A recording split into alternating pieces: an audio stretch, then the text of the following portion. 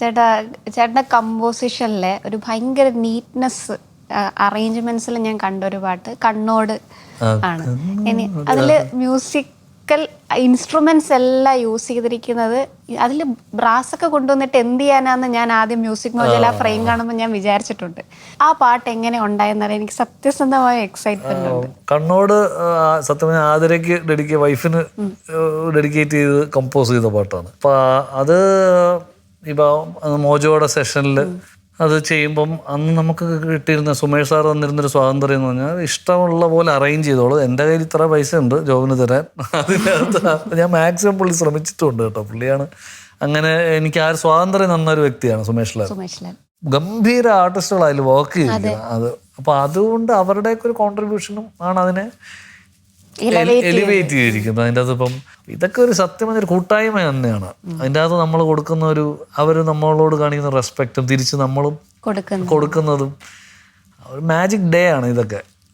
അന്നത്തെ ഷൂട്ടിന് പദയാത്ര എല്ലാം ആ സെയിം ഡേ തന്നെ ഷൂട്ട് ചെയ്തത്, സെയിം ഡേ. അപ്പോൾ ഒരു ഭയങ്കര ഒരു ദിവസം എന്ന് പറയാം ജീവിതത്തിലെ one of the best days.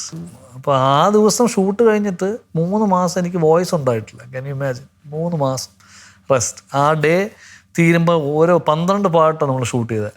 ഓരോ പാട്ടും 4-5 ടേക്ക് എടുക്കും. അതിന് കൂടാതെ റിഹേഴ്സൽസ്. അതായത് ഷൂട്ടിംഗ് ക്രൂ മുഴുവൻ പറയാം ജോബിന്റെ സെഷൻ വരുന്നോ ഇന്ന് പോകണ്ട, നാളെ രാവിലെ വല്ലതും പോകാം. എനിക്ക് അങ്ങനത്തെ OCD ഇഷ്യൂസ് ഒക്കെ. അപ്പോൾ ഒരു പാട്ട് അത്ര ടേക്സ് എടുക്കും. കാര്യം സോ ദാറ്റ് ഈവൻ മ്യൂസിഷ്യൻസിനും ആ പാട്ടുമായിട്ട് കൂടുതൽ അടുപ്പം വരികയും നമുക്ക് എവിടെയാണ് ആ മാജിക്കൽ ടേക്ക് കിട്ടുന്നത് അറിയാൻ പറ്റില്ല. അപ്പം അങ്ങനെ എടുത്ത പാട്ടുകളാണ് അതൊക്കെ അന്ന് ലൈവ് ആ സെറ്റിൽ ചെയ്ത ഓഡിയോ ആണ് നിങ്ങൾ കേൾക്കുന്നത്. അതിനെ ഓഫ് കോഴ്സ് അതിനെ എഡിറ്റ് ചെയ്യലും അതിനെ ഭംഗിയാക്കുകയും കറക്ഷൻസ് ചെയ്യുകയൊക്കെ ചെയ്തിട്ടുണ്ട്. ബട്ട് ആ ഒരു ലൈഫ് അങ്ങനെ തന്നെ വന്നിട്ടുണ്ട്. ടുഗദർനെസ്. ഇപ്പോഴും ഇൻഡിപെൻഡന്റ് മ്യൂസിക് ഇൻഡസ്ട്രിയിൽ നിൽക്കുമ്പോൾ ചേട്ടൻ തുടങ്ങിയ സമയത്തുള്ള ഒരു സ്ട്രഗിൾസ്, ഇപ്പോൾ താളത്തിന്റെ കാസറ്റും കൊണ്ട് ഈ സെല്ല് ചെയ്യാൻ വേണ്ടി ഡോർ ടു ഡോർ നടന്ന കഥയൊക്കെ എനിക്ക് അറിയാം.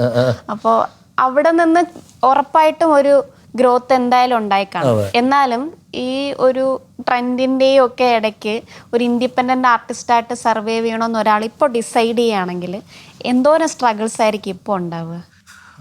ഇപ്പോൾ ആക്ച്വലി ഇച്ചിരി കൂടെ അതിൻ്റെ സാധ്യത കൂടുതലാണ് ഒന്ന്. പിന്നെ സ്ട്രഗിൾ എല്ലാ ആർട്ടിസ്റ്റിനും എല്ലാ ദിവസവും സ്ട്രഗിൾ തന്നെയാണ്. അത് തീരുന്ന പരിപാടിയില്ല. പ്രത്യേകിച്ച് ഒരു സ്വതന്ത്ര മേഖലയിൽ വർക്ക് ചെയ്യുന്ന ഓരോ കലാകാരനും എനിക്ക് തോന്നുന്നു എല്ലാ ദിവസവും ചാലഞ്ച് തന്നെയാണ്.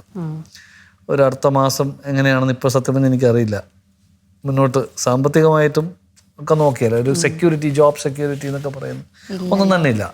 പക്ഷെ എന്നിരുന്നാലും പ്രേക്ഷകർ ഇന്ന് ഇച്ചിരി റിസീവിങ് ആണെന്നും തോന്നാറുണ്ട്. ഓപ്പണാണ്, എല്ലാ ജോണറും കേൾക്കാനുള്ളൊരു ക്ഷമ അങ്ങനത്തെയൊക്കെ ഉണ്ട്. പക്ഷെ ടൈം സ്പാൻ കുറഞ്ഞു പ്രേക്ഷകരുടെ, അതെനിക്ക് തോന്നാറുണ്ട്. നമ്മളിപ്പോൾ റീൽസ് 1 മിനിറ്റ് കൂടുതലൊരു മ്യൂസിക് കേൾക്കാനുള്ളൊരു ക്ഷമ അങ്ങനത്തെയൊക്കെ പക്ഷെ അത് എനിക്ക് തോന്നുന്നു അവരത് മാറി തന്നെ വരും. അപ്പോഴേക്കും സ്പോട്ടിഫൈ, ഐട്യൂൺസ് കൂടി, അതായത് പാട്ടുകൾ അവിടെ കേൾക്കുന്നുണ്ട്. അപ്പം എല്ലാവരും ബാലൻസ് ആണ്. അപ്പം പക്ഷെ സാധ്യതകൾ വളരെ ഹൈ ആയിട്ട് തന്നെയാണ് എനിക്ക് തോന്നുന്നത്. പക്ഷെ കണ്ടന്റിന് കഴമ്പുണ്ടാവണം, അല്ലെങ്കിൽ ഇതൊന്നും നിൽക്കത്തില്ല. ഒരു കഴമ്പില്ലാത്തൊരു മ്യൂസിക് ഒരിക്കലും ലോങ് റൺ നിൽക്കത്തില്ല. കഴമ്പെന്ന് ഞാൻ ഉദ്ദേശിച്ചത് അതിന് കൊടുക്കുന്നൊരു സത്ത, സോൾ എത്രത്തോളം അവരത് ടച്ച് ചെയ്താണ് ചെയ്യുന്നത്. അതോ റാൻഡം ആയിട്ടാവും ഒരു ഒറിജിനൽ ചെയ്തേ പറ്റുള്ളൂ. ഇപ്പോൾ പെട്ടെന്ന് 4 പേരും കൂടെ ഇരുന്നൊരു പാട്ടുണ്ടാക്കി അത് അത്രയേ ഉണ്ടാവുള്ളൂ. അതിന് ലൈഫാണ്. താൽക്കാലികമായിട്ട് ചിലപ്പോൾ ഹിറ്റായി പോയേക്കാം. പക്ഷെ ഒരു 10 ദിവസം കഴിഞ്ഞാൽ പാട്ട് പിന്നെ കേൾക്കത്തില്ല, അല്ലെങ്കിൽ ഒരു മാസം കഴിഞ്ഞാൽ പിന്നെ പാട്ട് പോയി.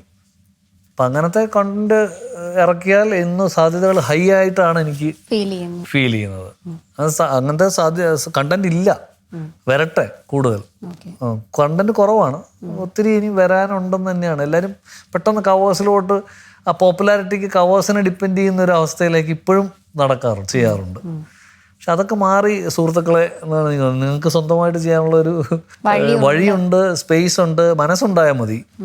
ആ ഒരു ഇനിഷ്യേറ്റീവ് എടുക്കാനുള്ള ഒരു ഗട്ട്സ് ഉണ്ടായാൽ മതി. മുന്നും പിന്നും നോക്കാതെ ചിലത് കോൺട്രിബ്യൂട്ട് ചെയ്യണം എന്നൊരു ആഗ്രഹം ഉണ്ടായാൽ മതി. അതിന് ഷോർട്ട് കട്ട്സ് എടുക്കാതിരുന്നാൽ മതി.